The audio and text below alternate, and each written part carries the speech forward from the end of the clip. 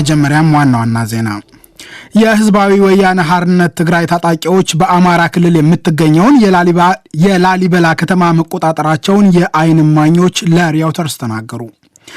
ሱዳን በኢትዮጵያ ለ9 ወራት ውጊያ የገጠሙትን ኃይሎች አሸማጋይ ከመሆኗ በፊት በአዲስ አበባና በካርቱም መካከል የበረታው መቃቃር መፍትሄ ማግኘት እንዳለበት ኢትዮጵያ አስታወቀች።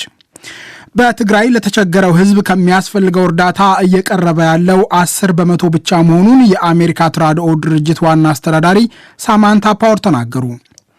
የደቡብ ሱዳን ምክትል ፕሬዝዳንት ሪክ ማቻር ከፓርቲና ወታደራዊ ሹመታቸው ለመሻራቸው ተቀናቃኞቻቸውን ወቀሱ። በቻድ የቦኮ ሐራም ታጣቂዎች በአገሪቱ ጦር ላይ በፈጸሙት ጥቃት 24 ወታደሮች መገደላቸውን አንድ ባለስልጣን ተናገሩ። ዜናው በዝርዝር የህዝባዊ ወያነ ሓርነት ትግራይ ታጣቂዎች በአማራ ክልል የምትገኘውን የላሊበላ ከተማ መቆጣጠራቸውን የአይን እማኞች ለሪፖርተርስ ተናገሩ። ሮይተርስ ዜና አገልግሎት የጠቀሰው አንድ የከተማው ነዋሪ ትግርኛ የሚናገሩና የኢትዮጵያ መከላከያ ሰራዊት ከሚታወቅበት የተለየ የደንብ ልብስ የለበሱ በመቶዎች የሚቆጠሩ ታጣቂዎች በከተማው መመልከታቸውን ተናግረዋል። ከላሊበላ የሸሹ ዳዊት የተባሉ ሌላ የአይን እማኝ ደግሞ የትግራይ አማጽያን ወደ ከተማው ሲደርሱ ማየታቸውን ተናግረዋል። የአይን እማኙ እንዳሉት ከተማውን ጥለው የሸሹት ከሌሎች 200 ሰዎች ጋር ነው። የፈረንሳይ ዜና አገልግሎት ያነጋገራቸው የአይን እማኝ በበኩላቸው ታጣቂዎቹ ከሰዓት በኋላ ያለምንም ውጊያ ከተማውን እንደተቆጣጠሩ ተናግረዋል። ምንም የጸጥታ ኃይል አልነበረም። የህወሓት ኃይሎች አሁን ከከተማው ውስጥ ይገኛሉ ብለዋል የአይን እማኙ። ጠቅላይ ሚኒስትር አብይ አህመድ የሚመሩት የፌዴራል መንግስትም ሆነ የአማራ ክልል እስካሁን በጉዳዩ ላይ በይፋ ያሉት ነገር የለም። በሰሜን ወሎ ዞን የምትገኘው የላሊበላ ከተማ በተባበሩት መንግስታት የትምህርት የሳይንስና የባህል ድርጅት በቅርስነት የተመዘገቡ ታሪካዊ አብያተ ክርስቲያናት የሚገኙባት ናት። ሱዳን በኢትዮጵያ ለ9 ወራት ውጊያ የገጠሙ ኃይሎች አሸማጋይ ከመሆኗ በፊት በአዲስ አበባና በካርቱም መካከል የበረታው መቃቃር መፍትሄ ማግኘት እንዳለበት ኢትዮጵያ አስታወቀች። ሱዳን የኢትዮጵያን ግዛት በመውረሯ የጠቅላይ ሚኒስትር አብይ አህመድ መንግስት በተወሰኑ የካርቱም ባለስልጣናት ላይ እምነት እንደሌለው የፕሬስ ሴክሬታሪ ቢለኔ ስዩም በዛሬው ዕለት ተናግረዋል። ቢለኔ ይህን ያሉት ሱዳንና አሜሪካ 9 ወራት ለቆየው የኢትዮጵያ ግጭት ሰላማዊ መፍትሄ ለማፈላለግ አዲስ ጥረት ሊጀምሩ መዘጋጀታቸውን የአሜሪካ ውጭ ጉዳይ ሚኒስትር አንቶኒ ብሊንከን ትናንት ፍንጭ ከሰጡ በኋላ ነው። ውጭ ጉዳይ ሚኒስትሩ ከሱዳን ጠቅላይ ሚኒስትር አብደላ ሐምዶክ ጋር ትናንት ረቡዕ በስልክ ከተወያዩ በኋላ ግጭቱን በሰላማዊ መንገድ ለመፍታት የሚያስችሉ እርምጃዎችን ለማመቻቸትና ለተቸገረው ህዝብ ሙሉ በሙሉ እርዳታ ለማድረስ ከዓለም አቀፍ አጋሮች ጋር በጥምረት ለመስራት መስማማታቸውን አስታውቀዋል። ስለ ጉዳዩ የተጠየቁት በጠቅላይ ሚኒስትር ጽህፈት ቤት የፕሬስ ሴክሬታሪ ቢለኔ ስዩም ግን መንግስታቸው ሱዳንን እንደ አሸማጋይ ለመቀበል መጀመሪያ በሁለቱ አገሮች መካከል መተማመን መኖር አለበት ብለዋል። በዚህ ወቅት ከሱዳን ጋር ያለው ግንኙነት ትንሽ አስቸጋሪ ነው። ምክንያቱም በተለይ የሱዳን ጦር የኢትዮጵያን ግዛት በመውረሩ ከተወሰኑ መሪዎች ጋር ያለው መተማመን ተሸርሽሯል። የየትኛውም ድርድርና ሽምግልና መሰረት መተማመን ነው። ስለዚህ ሱዳን እንዲህ አይነት ድርድር ለማመቻቸት እንደ ተአማኒ ወገን ከመወሰዷ በፊት ይህ ጉዳይ መፍትሄ ማግኘት አለበት። የሱዳን ጠቅላይ ሚኒስትር አብደላ ሐምዶክና የአሜሪካ ውጭ ጉዳይ ሚኒስትር አንቶኒ ብሊንከን በውይይታቸው በቀጠናው መረጋጋት ላይ ተጽዕኖ ያሳድራሉ ካሏቸው አስጊ ጉዳዮች መካከል የኤርትራ ወታደሮች ተመልሰው ወደ ኢትዮጵያ መግባት ይገኝበታል። በኢትዮጵያ ውጊያ የገጠሙት ኃይሎች ተኩስ ለማቆም እንዲደራደሩና የኢትዮጵያን አንድነትና ሉዓላዊነት ለማስጠበቅ ፖለቲካዊ ውይይት እንዲጀምሩ ሁለቱ አገሮች ግፊት እንደሚያደርጉ የአሜሪካ ውጭ ጉዳይ መስሪያ ቤት ቃል አቀባይ ኔድ ፕራይስ ትናንት አስታውቀዋል። በትግራይ ለተቸገረው ህዝብ ከሚያስፈልገው እርዳታ እየቀረበ ያለው 10% ብቻ መሆኑን የአሜሪካ ተራድኦ ድርጅት ዋና አስተዳዳሪ ሳማንታ ፓወር ተናገሩ። ዋና አስተዳዳሪዋ ትናንት ረቡዕ ከኢትዮጵያ ባለስልጣናት ጋር ከተወያዩ በኋላ በሰጡት ጋዜጣዊ መግለጫ ከሐምሌ አጋማሽ እስከ ነሐሴ መጀመሪያ እርዳታ የጫኑ 1500 ተሽከርካሪዎች ትግራይ መድረስ ቢኖርባቸውም የተሳካላቸው 153 ብቻ መሆናቸውን ተናግረዋል። ይህ 10% ብቻ ነው ያሉት ሳማንታ ፓወር በቂ እንዳልሆነ ተችተዋል። እርዳታ የጫኑ ተሽከርካሪዎች ወደ ትግራይ እንዳይደርሱ እንቅፋት ሆነዋል ካሏቸው መካከል የኢትዮጵያ መንግስት ገቢራዊ ያደረጋቸው የአሰራር ሂደቶች ይገኙበታል። As of 2 days ago, 153 trucks ከሁለት ቀናት በፊት እርዳታ የጫኑ 153 ተሽከርካሪዎች ትግራይ መግባት ችለዋል። እንደተባበሩት መንግስታት ከሆነ ከሐምሌ አጋማሽ እስከ ነሐሴ 2 ባለው ጊዜ 1500 የጭነት ተሽከርካሪዎች እንዲደርሱ ያስፈልግ ነበር። ተጉዞ ማለፍ የቻሉት ግን 153 ናቸው። ይህ 10 በመቶ ብቻ ነው።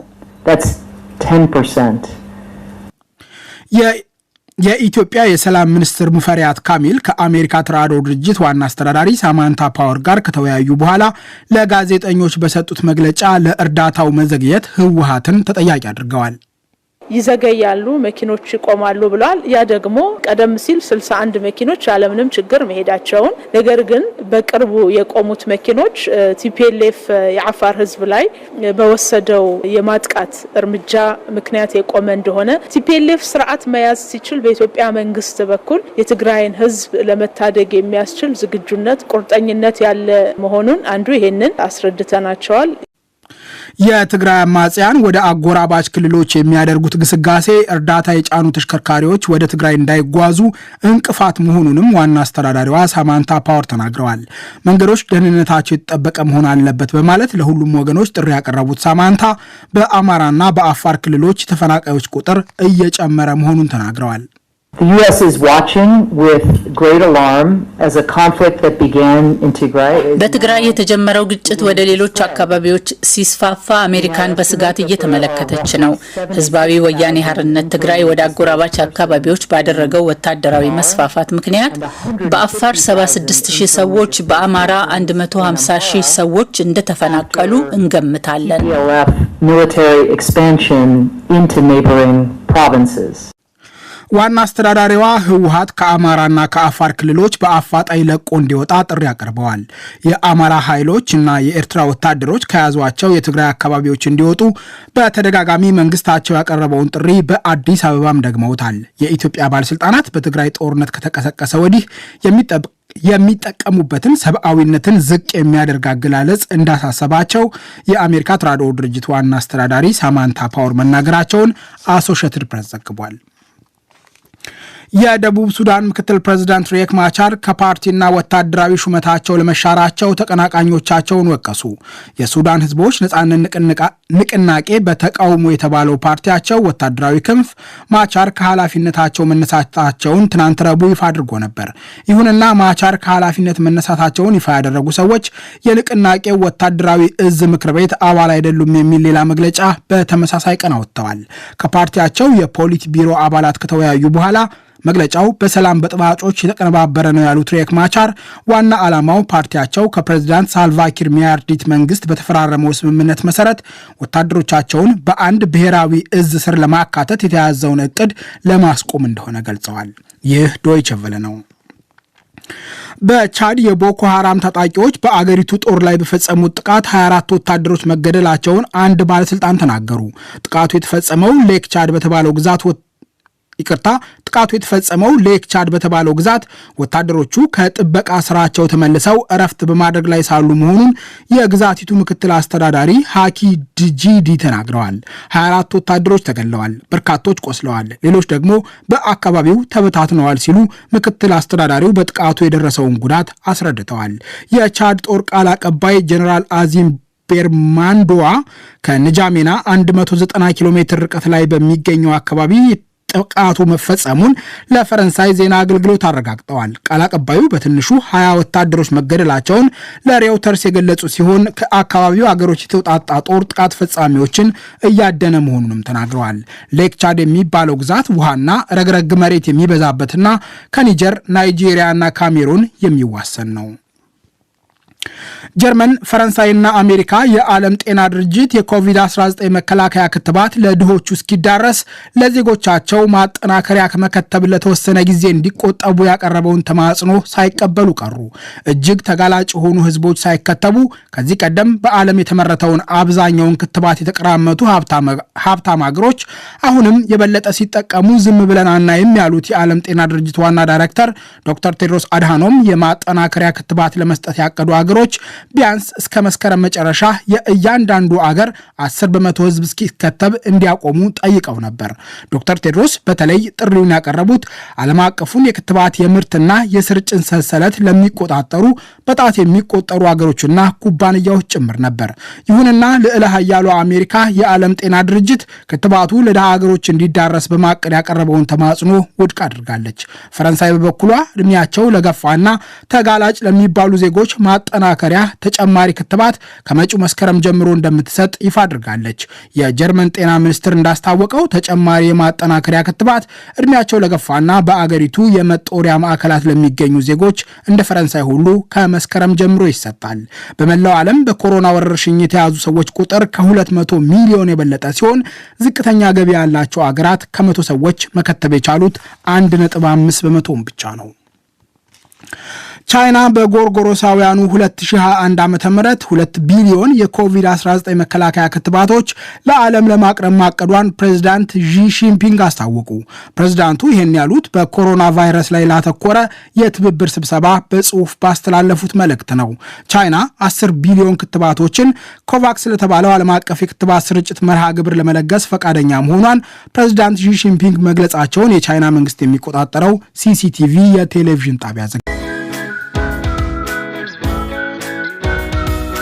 ዜናውን ከማብቃታችን በፊት ዋና ዋናዎቹን በድጋሚ የህዝባዊ ወያነ ሓርነት ትግራይ ታጣቂዎች በአማራ ክልል የምትገኘውን የላሊበላ ከተማ መቆጣጠራቸውን የዓይን እማኞች ለሬውተርስ ተናገሩ።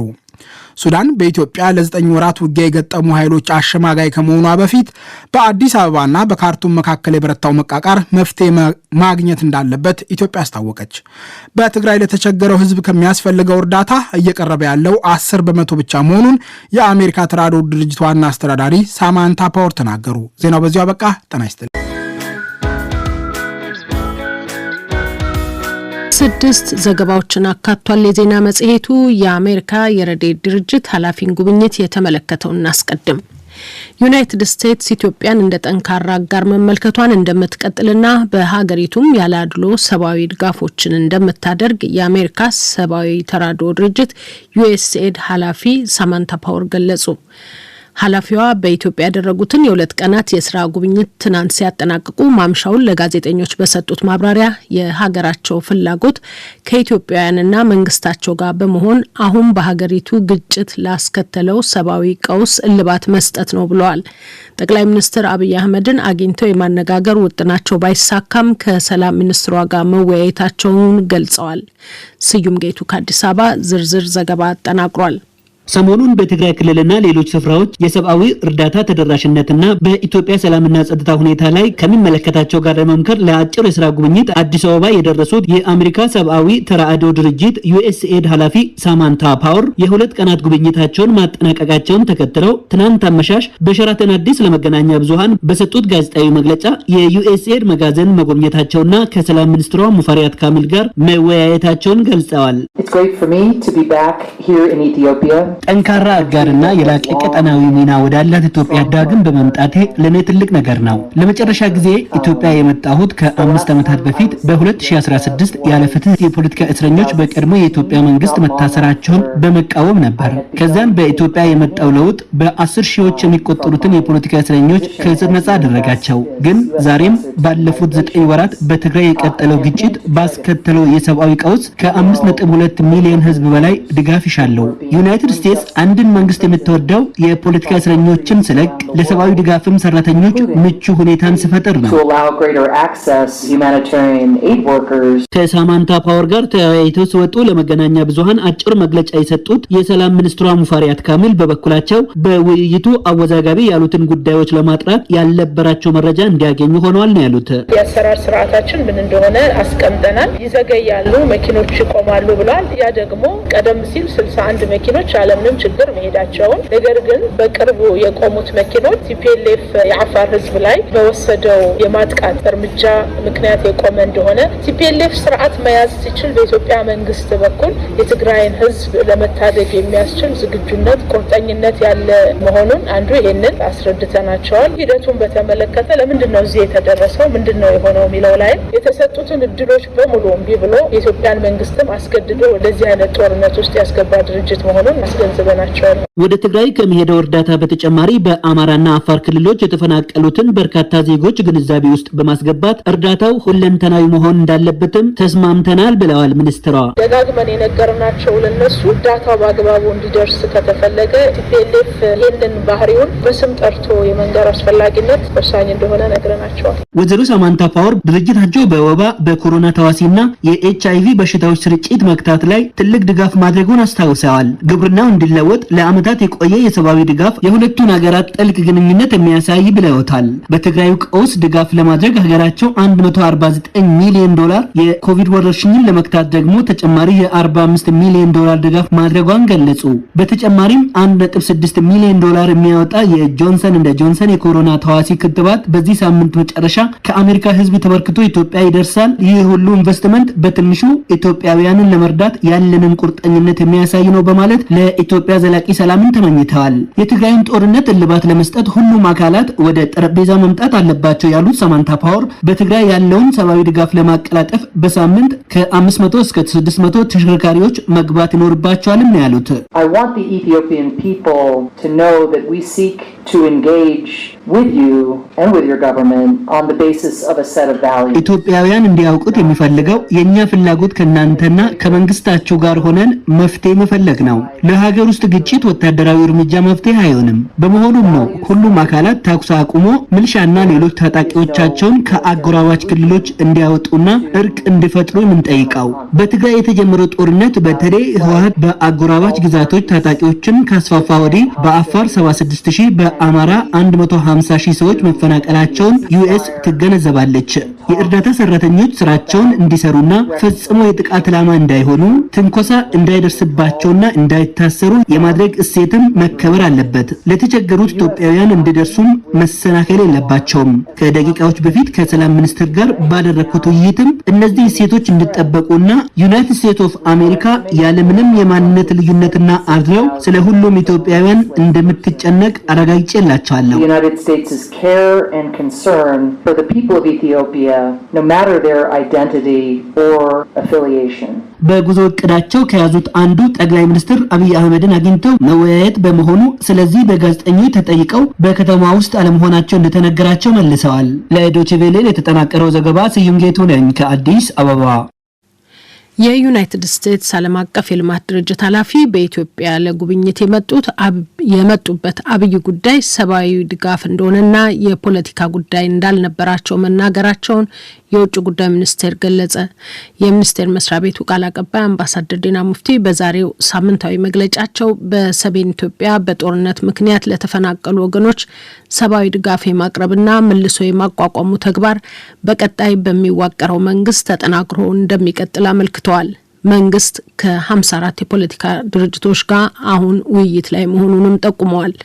መግለጫውን የተከታተለው ሰለሞን ሙጬ ከአዲስ አበባ ዘገባ ልኮልናል። የውጭ ጉዳይ ሚኒስቴር ቃል አቀባይ አምባሳደር ዲና ሙፍቲ ኢትዮጵያን ለጎበኙት የተባበሩት መንግስታት የሰብአዊና አስቸኳይ እርዳታ አስተባባሪ ማርቲን ግሪፍት ተቋማቸው በኢትዮጵያ ከ1984 ዓ.ም ጀምሮ ላደረገው ድጋፍ ምክትል ጠቅላይ ሚኒስትርና የውጭ ጉዳይ ሚኒስትር ደመቀ መኮንን ምስጋና አቅርበውላቸዋል ብለዋል። በቀጣይ በኢትዮጵያ በሚቋቋመው መንግስትም ተፈናቃዮችን መልሶ የማቋቋሙን የሰብአዊ ድጋፍ አቅርቦትና ሌሎች ስራዎች ተጠናክረው እንደሚቀጥሉ ተገልጾላቸዋል ብለዋል። የመንግስትን የተኩስ ማቆም ሰበብ አድርጎ ቡድኑ በአማራና በአፋር ላይ የፈጸሙ ጥቃት አለ። በዚህም የተነሳ 220 ሺህ አካባቢ ሰው ከአካባቢው ተፈናቅሎ እንደነበር ይሄ በዓለም አቀፍ ህብረተሰብ መወገዝ ሲገባው ኦቻም ጭምር ይህንን አለማውገዙ አግባብ አለመሆኑን በዚህ ረገድ የተስተዋለው በተለይ በኦቻ ዋና ጽህፈት ቤትም ሆነ ተዛማጅ ተቋማቱ አካባቢ ትክክል እንዳልሆነ ተገልጾላቸዋል በግልጽ። ማርቲንም ሲናገሩ የኢትዮጵያ መንግስት ላሳየው ተባባሪነት አድናቆታቸውን ገልጸዋል። ከኢትዮጵያ መንግስትም ጋር በቅርበት ለመስራት ፍላጎት እንዳላቸው ነው የገለጹት።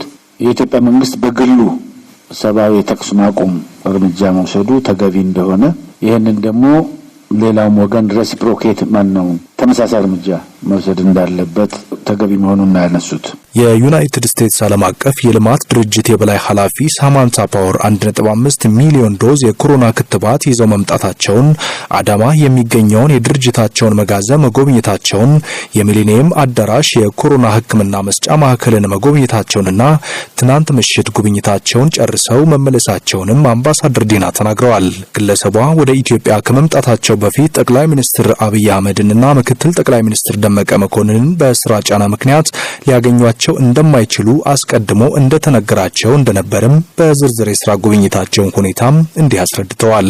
እሳቸውም ይሄን አውቀው ነው የመጡት። ፎር ኢንፎርሜሽን ከመጀመሪያው ነው። ክቡር ጠቅላይ ሚኒስትሩንም ምክትል ጠቅላይ ሚኒስትሩንም ሳይሆን የሚያገኟቸው ባለስልጣን ተነግሯቸው ነው። እሳቸውም የሰላም ሚኒስትር ናቸው። ካንሰርናቸው ሰብአዊ ድጋፍ ነው፣ ሁማኒቴሪያን ፖለቲካ ጉዳይ እንደሌላቸው፣ በዚህ ረገድ አክሰሱ እንዲፋጠን ፍላጎት እንዳላቸው ገልጿል።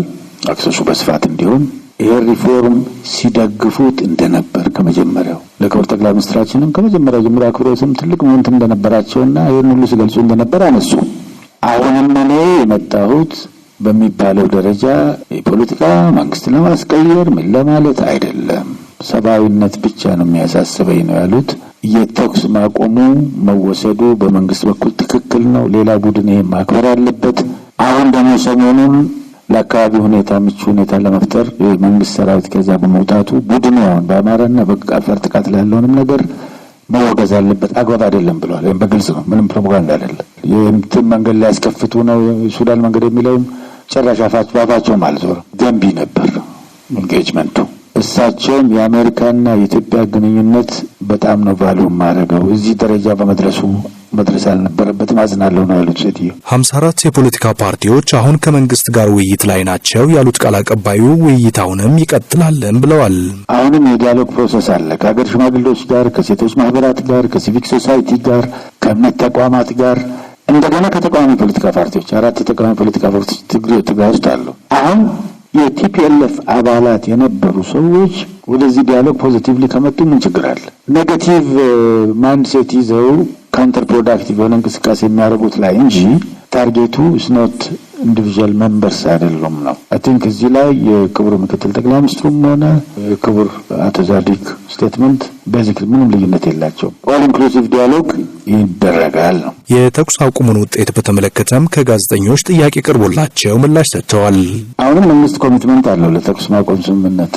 ለማጨብጨብ 2 እጅ ነው የሚያስፈልገው፣ በአንድ እጅ ማጨብጨብ አይቻልም። ስለዚህ ይሄን በሂደት የምናየው ይሆናል። ኢምፓክት ግን አለው። መንግስት ተኩስ በማቆሙ ሪሊፍ ያገኘ ህብረተሰብ ሪሊፉን የነሳው ማን ነው?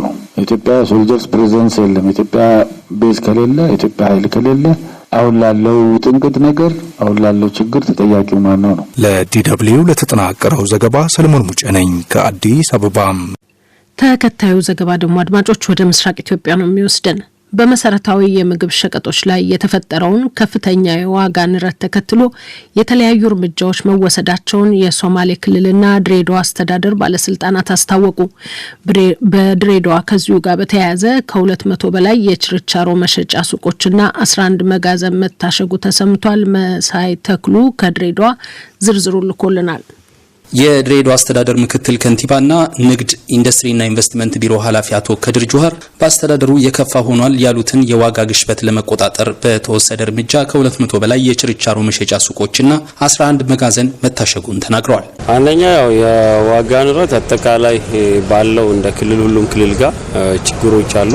ግን በተለይ ከድሬዳዋ ጋራ የከፋ ችግር ነው በስፋት የሚታየው ነው። ይሄንን ለማድረግ አንደኛ ትላንት ከግብረ ኃይሉን በማሰባሰብ ንግድ ጽሕፈት ቤትና በተለይ ይሄንን ስራ በበላይነት የሚመራውን አካል በማስተባበር ያለውን ነገር ላይ ዘመቻ ነበረ። አጠቃላይ ሲወጡ ደግሞ በትላንትና ዕለት ብቻ ወደ 236 ሸቀጦች የሚነገዱበትና ከዛ ውጪ ወደ 11 መጋዘኖች የታሸጉበት እርምጃ የተወሰደባቸው ሁኔታ አለ። ይሄንን ስናደርግ አንደኛ እርምጃው ይቀጥላል ብለን ነው እየሰራን ያለ ነው። በትልቁ ለማንሳት የሚፈለግ ከቀረጥ ነጻ ያስገቡ ስለ ብላክ ማርኬት ያወራሉ። ስለ ብላክ ማርኬት እኛ ምንም እናውቀው ነገር የለም። የለም። መንግስት በባንክ የጨመረው ከረንሲ የለም። ዞሮ ዞሮ ባለው ጉዳይ ላይ ነው። ደግሞ ግን ከቀረጥ ነጻ የሚመጣላቸው አብዛኛው ምግብና ምግብ ነክ ነገሮች ላይ መንግስት ከ2013 በፊት እስከ 2013 መጀመሪያ ላይ ብዙ ገብቷል። እሱም ምክንያት በማድረግ በመደበቅ ብዙ መጋዘኖች ውስጥ የተገኙ ክምችቶች አሉ። ይሄንን ወደ ህግ አግባብ ከመውሰዳችን በፊት ትክክለኛው መስመር ላይ ትራክ ላይ መመለስ ያስፈልጋል የሚል እንደ አመራር አቅጣጫ አስቀምጠን ተወያይተናል። በቀጣይ የሸማቾች ህብረት ስራ ማህበራትን ከማጠናከር ባለፈ በመሰረታዊ ሸቀጦች ላይ የመሸጫ ዋጋ ትመና እንደሚደረግ የተናገሩት አቶ ከድር ስለ አተገባበሩ ውጤታማነት ለቀረበላቸው ጥያቄ ውጤታማ ይሆናል የሚል እምነት እንዳላቸው ተናግረዋል። አሁን ውጤት አንደኛ ከአስመጪ ደግሞ ዲክላራሲዮን አለ በጉምሩክ እያንዳንዱ በስንት ነው የገባው። ለምሳሌ ዘይት በካርቶን ምን ያህል ነው የውጪ የገዛው፣ እዚህ ቀረጥ ደግሞ 5% ነው ለሰርቪስ ነው የሚከፍለው፣ ምን ያህል ነው የሚለው ነገር ካልኩሌሽን ይሰራል። ቢያንስ ስንት ማትረፍ አለበት የሚለው ነገር ላይ በግልጽ ተነጋግሮ የዋጋ ጭመናም የማውጣት ነው። አሁን አንዳንዱ ምክንያት ሊያነሳ ሲል ነፃ ገበያ ነው ምናምን የሚል ጥያቄ ሊያነሳ ይችላል። ደግሞ ግን ነፃ ገበያ ነው ብለህ ደግሞ በአንድ ብር ገዝተህ በ1000 ብር መስጠት ደግሞ አትችልም። መንግስት ደግሞ ግን የደሃውንም በመጠበቅ ግዴታም ስላለብን ነውና ይሄ ፌር በሆነ መልኩ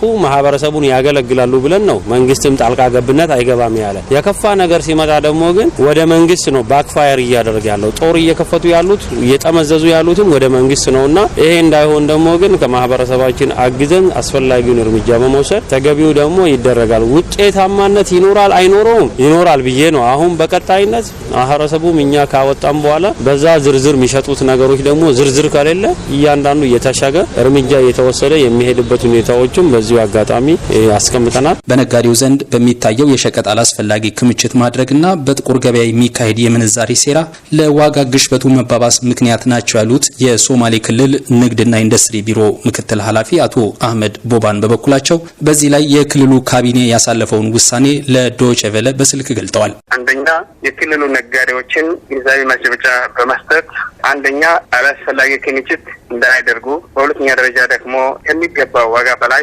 እንዳይሸጡ አንደኛ ጥንቃቄ መስጠት ከሚደረገው ርብርብ አንድ አካል እንደሆኑ ያው አንደኛ ውሳኔ ነው። ሁለተኛው ውሳኔ ደግሞ አንድ ትልቅ ማህበር በማቋቋም አቅም ያላቸውን የክልሉ ባለሀብቶች በማደራጀት ሸቀጦችን እንዲያስገቡና ከሞላ ጎደል አነስተኛ ዋጋ ምንም ባያተርፉም ጊዜው የትርፍ ጊዜ ካለመሆኑ የተነሳ ይህንን አንድ ገዛ እንዲያደርጉ በጥቁር ገበያ በሚካሄደው የምንዛሬ ሴራ ውስጥ ባሉ ተዋንያን ላይ ተገቢውን ቁጥጥር ማድረግና የምግብ ሸቀጦች ከቀረጥ ነጻ የሚገቡበትን አሰራር ከፌዴራል መንግስት ጋር በመነጋገር ተግባራዊ ማድረግ የክልሉ ካቢኔ ውሳኔ የሰጠባቸው ጉዳዮች መሆናቸውንም አቶ አህመድ አስረድተዋል። ሌላኛው ውሳኔ ደግሞ በዚህ መልክ በዚህ በዶላርና በመኒ ላውንደሪንግ የተሳተፉትን የሐዋላ አገልግሎትም ሆነ አንዳንድ ባንኮች እነሱንም ያው ክትትልና ቁጥጥር በማድረግ ከሚመለከታቸው የክልልና የፌዴራል መንግስት የጸጥታ አካላትም በመሆን እሱንም እንድታቀብ በማድረግ ሌላው ደግሞ ከፍራንኮ ፋሉታ ፍራንኮ ፋሉታ ማለት ቤዚክ ሸቀጦችን እንደ ዘይት፣ ስኳር፣ ሩዝ፣ ፓስታ እንደዚህ አይነት ነገሮች ከፌዴራል መንግስት ጋር በመነጋገር ከቀረጥ ነጻ እንዲገቡ የማድረግ ሂደት እና ከዚህ በፊትም ነበረ በአስቸኳይ ያው በማፋጠን እሱም እልባት እንዲያገኝ አንደኛው ውሳኔ ነበረ። ለዲደብሊው ዘገባ መሳይ ተክሉ ድሬዳዋ። የሲዳማ ክልል ምክር ቤት አንደኛ ዓመት 3ኛ መደበኛ ጉባኤውን ዛሬ በሐዋሳ ከተማ ማካሄድ ጀምሯል። ጉባኤውን በንግግር የከፈቱት የምክር ቤት ዋና አፈ ጉባኤ አቶ ሰለሞን ላሌ የምክር ቤት አባላት የህዝቡን የልማት ጥያቄዎች ለመመለስ ብልሹ አሰራሮችንና ሌብነትን በጽናት እንዲታገሉ ሲሉ ጥሪ አቅርበዋል። ጉባኤውን የተከታተለው የሐዋሳው ዘጋቢያችን ሸዋንግዛው ወጋየው ዝርዝር ዘገባ ልኮልናል። ባለፈው ዓመት የተመሰረተው የሲዳማ ክልል የአንደኛ ዓመት 3ኛ መደበኛ ጉባኤውን እዚህ ሐዋሳ ከተማ እያካሄደ ይገኛል። ጉባኤውን በንግግር የከፈቱት የምክር ቤቱ ዋና አፈ ጉባኤ አቶ ሰለሞን ላሌም ለህዝባቸው ምስጋናን፣ ለጉባኤተኞቹ ደግሞ ብልሹ አሰራሮችንና ሌብነትን በጽናት እንዲታገሉ ሲሉ ጥሪ አቅርበዋል። በሻተንና ኢትዮጵያ ዳጋኒ ጁንቱንቲ ሐሳቶ የአሁኑ ጉባኤያችን ኢትዮጵያ በጁንታው ቡድን የተፈጸመባትን ጥቃት ለመከላከል ጥረት እየተደረገ ባለበት ወቅት የሚካሄድ ነው። መላው የክልላችን ህዝብ የአጥፊውን ሴራ ለመቀልበስ ላሳየው ተነሳሽነት የክልሉ መንግስት ምስጋናውን ያቀርባል። የተከበረው ምክር ቤትና የተከበራችሁ የጉባኤው አባላት፣ የክልላችን ሕዝብ የተጠቃሚነት ጥያቄዎች ገና ያልተመለሱና ሰፊ ትግል የሚሹ ጉዳዮች ከፊታችን ይገኛሉ። ለዚህ ደግሞ አምኖን በሙሉ ድምፅ የመረጠንን ሕዝብ የልማት የሰላምና የዲሞክራሲ ተጠቃሚነትን የሚያሰናክሉ ሌብነትንና ብልሹ አሰራሮችን በጽናት መታገል ይኖርብናል። ዛሬ የተጠራው ጉባኤም የክልሉ መንግስት የ2013 ዓ.ም የሥራ አፈጻጸምን ለመገምገምና የቀጣይ ዓመት እቅድን ለማዳበር በንቃት እንደምትሳተፉ እምነቴ ነው። አመሰግናለሁ። አስረኛው የፌዴራል መንግስት አካል በመሆን የዛሬ ዓመት የተመሰረተው የሲዳማ ክልል አሁን ባለው ሁኔታ በስኬትም በተግዳሮት ውስጥም እንደሚገኝ ታዛቢዎች ይናገራሉ። ለበርካታ ዓመታት በመንግስት ተቋማት የፋይናንስ ዘርፍ በማገልገል ላይ እንደሚገኙ የሚናገሩት ወይዘሮ ታየች ዳንጊሶም በክልሉ ነባራዊ ሁኔታ ላይ ባላቸው አስተያየት ዙሪያ ከዶቼ ቬሌ ዲደብሊው ለቀረበላቸው ጥያቄ ተከታዩን ብለዋል። ሲዳማ አሁን ክልል በመውሰዱ የራሱን እድል ሞር በራሱ የመወሰን እድል አግኝቷል። ከሱ ጋር የሚመሳሰለውን ከብሔሩ ህዝብ ጋር የሚመሳሰለውን ህግ እያወጣ የማጽደቅ ስልጣን አግኝቷል። መልካም ነው። በዚህ በኩል በልማት በኩል ግን ገና ይቀራል። አልተጀመረም ማለት ይቻላል። መንገዶች፣ ውሃ፣ መብራት ህዝቡ እየጮኸ ያለበት አቅጣጫ ነው አለው። አሁን ለወደፊት ወገባቸውን ታጥቀው ክልሉ መንገዶቹን፣ ውሃውን እንደገና ደግሞ ወጣቱን ደግሞ ወደ ስራ ከማስገባት አንጻር በዋናነት ጠንክሮ ካልሰራ ጥሩ አይሆንም የሚል እምነት አለኝ።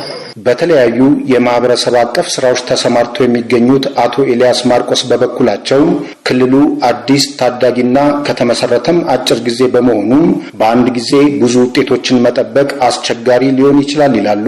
ይሁን እንጂ በአዲሱ የበጀት ዓመት ስራ አጥነትን ጨምሮ አንገብጋቢ ጥያቄዎች ምላሽ ያገኛሉ የሚል ተስፋ እንዳላቸው አቶ ኤልያስ ተናግረዋል። ሲዳማ ክልል የራሱን መንግስት ሆኖ ከተቋቋመ አጭር ጊዜ ነው። ገና ነው በማደግ ላይ ያለው ክልል ነው።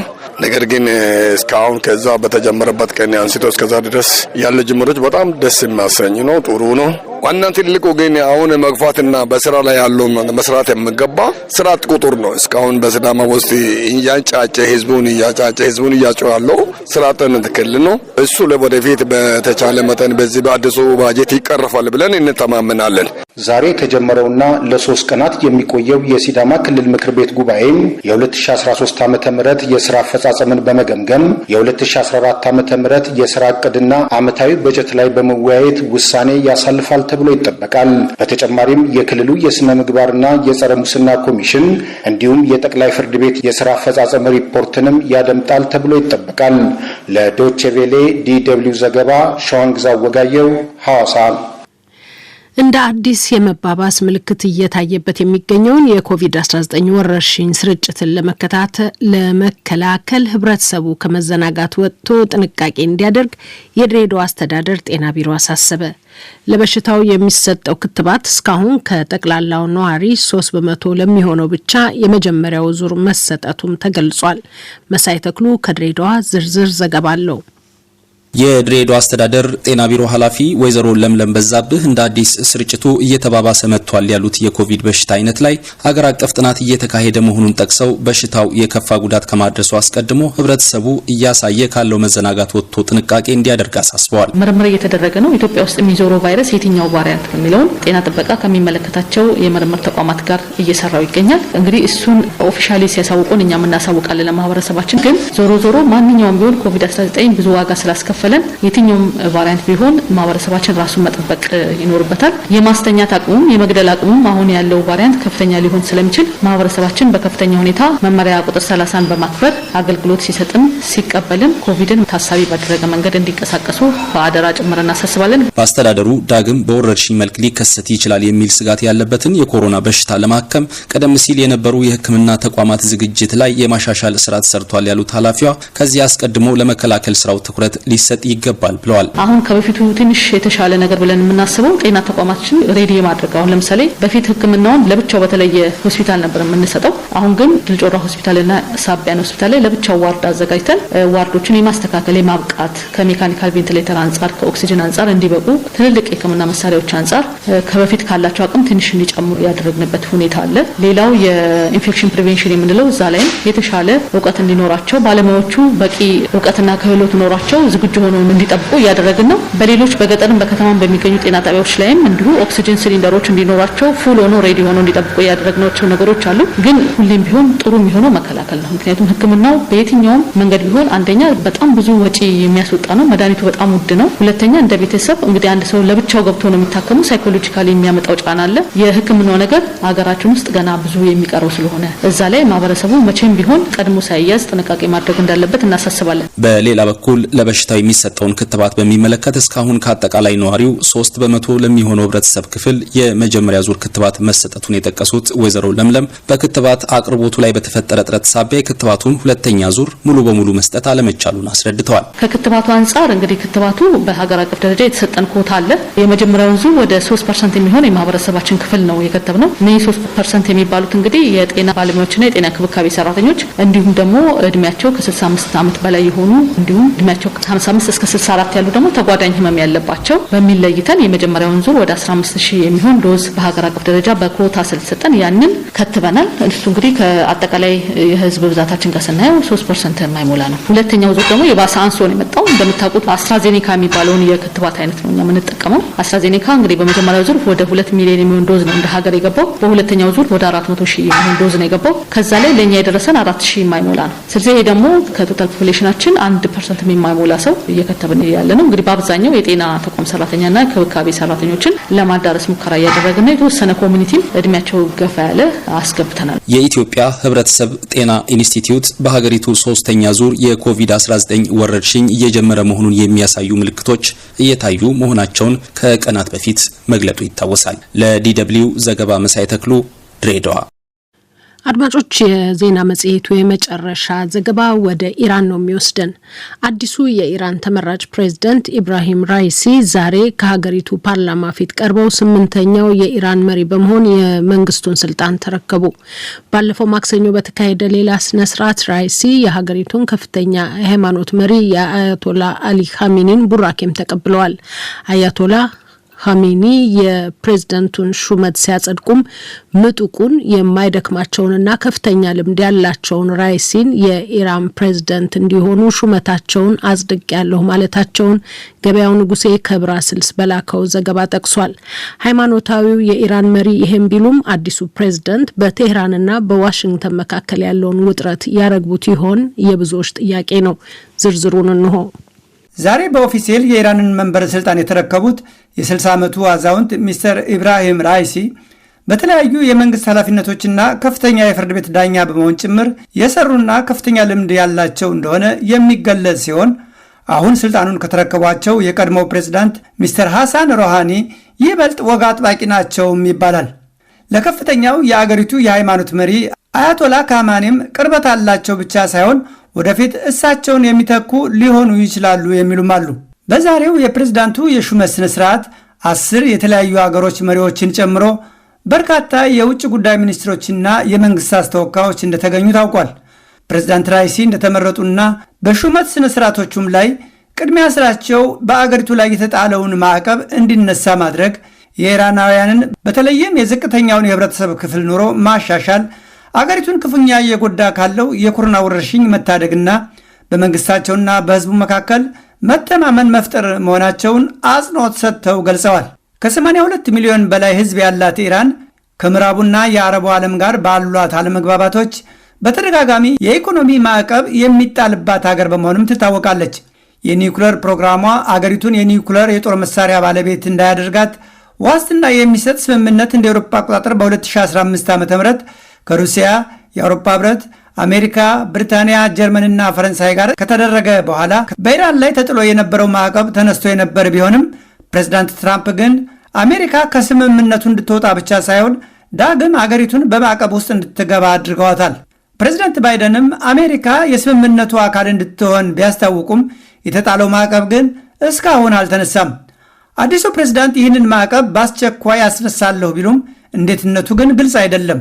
ማዕቀቡ የሀገሪቱን ኢኮኖሚ ክፉኛ እንደጎዳውና እንደ አውሮፓ አቆጣጠር በ2018 እና 19 ዓ.ም የሀገሪቱን አጠቃላይ ምርት በ6 ከመቶ እንዳሳነሰው ነው የሚነገረው። ኢራን በመካከለኛው ምስራቅ በኮቪድ-19 ወረርሽኝ በከፍተኛ ደረጃ የተጠቃችም ናት።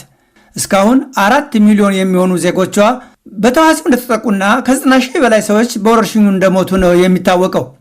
ይህን ወረርሽኝ ማስወገድ ቀዳሚ ተግባራቸው እንደሚሆንም ፕሬዝዳንቱ አስታውቀዋል። ሙስናን በመዋጋትና የህዝቡን ኑሮ በማሻሻል የህዝባቸውን አመኔታ ለማግኘት እንደሚጥሩም አስታውቀዋል። ይሁንና እኒህ ሁሉ በፕሬዝዳንቱ የተገለጹ ያሉ መሻሻሎችና ቃል ኪዳኖች በፕሬዝዳንቱ ፍላጎት ማነስን ብቻ ሳይሆን በበርካታ ሌሎች ችግሮች ምክንያት ከምኞት የዘለሉ ላይሆኑ ይችላሉ የሚሉት ጥቂቶች አይደሉም። ሚስተር ዳቪድ ፓትራካሪኮስ የተባሉ ኢራናዊ ጸሐፊ ፕሬዝዳንቱ በኢራን የተንሰራፋውን ሙስና አስወግዳለሁ ማለታቸውን በጥርጣሬ ነው የሚያዩት። እሳቸው ራሳቸው የገዢው ክለብ አባል ሆነው ሳለ ይህንን አድርጋለሁ ማለታቸው ሽንገላ ይመስለኛል በማለት ይልቁንም ይህ ምርጫ ሁለት መልእክቶችን ማለት አያቶላ ካህመኒ የራሳቸውን ሰው በፕሬዝዳንታዊ ወንበር ያስቀመጡ መሆኑንና ኢራንም በራሷ መንገድ የምትቀጥል መሆኑን ለዓለም መልእክት የሚያስተላልፍ ነው ሲሉ ተደምጠዋል። First of all, they got their man in charge. The second with him, they are sending a message to Iranians and to the world, we are going to go our own way.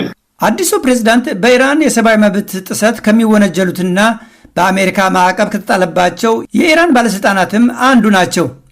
በዚህም ምክንያት በማዕቀብ ውስጥ ሆኖ የአገሩን ፕሬዝዳንታዊ ምርጫ አሸንፎ ወደ ስልጣን በመምጣትም ሊጠቀሱ ይችላሉ። የሰብአዊ መብት ተከራካሪዎችና የኢራን ተቃዋሚዎች ግን ፕሬዝዳንቱ በኢራን የሰብአዊ መብት ጥሰት ከሚከሰሱትና ማዕቀብ ከተጣለባቸው አንዱ በመሆናቸው የአገሪቱ የሰብአዊ መብት አያያዝ ይልቁንም የባሰ እንዳይሆን ስጋታቸውን እየገለጹ ነው። ከሩሲያና ምዕራባውያን ጋር የተደረሰው የኒውክሌር ስምምነት ተጠብቆ በአገሪቱ ላይ የተጣለው ማዕቀብ እንዲነሳ እየተደረገ ያለው ጥረት ገና በሂደት ላይ ሲሆን አዲሱ ፕሬዝዳንት በስምምነቱ ላይ ዳግም እየተደረገ ያለው ድርድር ውጤታማ ሆኖ እንዲቋጭ የሚከተሉት ፖሊሲና የሚወስዱት እርምጃ ወደፊት የሚታይ ነው የሚሆነው። ገበያው ንጉሴ ለዲ ደብልዩ ብራስልስ